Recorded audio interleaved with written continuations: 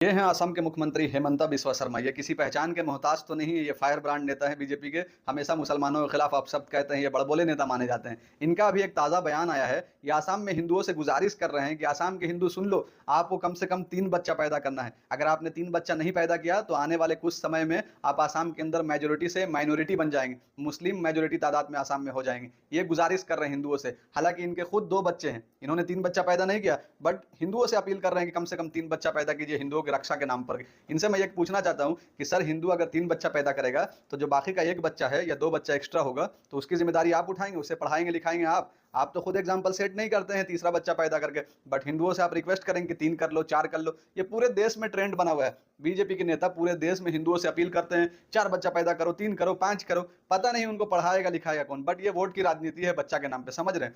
हेमंता बिस्वा शर्मा जी से मैं ये पूछना चाहता हूं कि सर, अगर आपको वाकई में इतना फिक्र है आसाम के हिंदुओं की, तो क्यों नहीं मुसलमानों को आप ज्यादा एजुकेशन में आगे बढ़ाते हैं, ताकि मुसलमान एजुकेट हो सके और उन्हें समझ में आ सके कि उनके लिए आखिर कितने बच्चे सही रहेंगे। ये काम करना चाहिए ना आप, अगर सही में रोकना चाहते हैं तो। दूसरी बात ये कहना चाहता हूं कि देश के अंदर और आसाम के अंदर जिस तेजी से पहले मुसलमानों की आबादी बढ़ रही थी, वो अब उस तेजी से नहीं बढ़ रहा है, ये घट रहा है। लोग दिन ब दिन जो है ना एजुकेट हो रहे हैं, उनको समझ में आ रहा है कि उनके लिए कितने बच्चे चाहिए उनके फैमिली के लिए। तो ये सब भ्रमबाजी फैलाना बंद कीजिए, मुस्लिम के नाम पे हिंदुओं को डराना बंद कीजिए। आपका यही चलन है पूरे देश में कि आप मुस्लिम हिंदू करके राजनीति करते हैं अपने फायदे के लिए।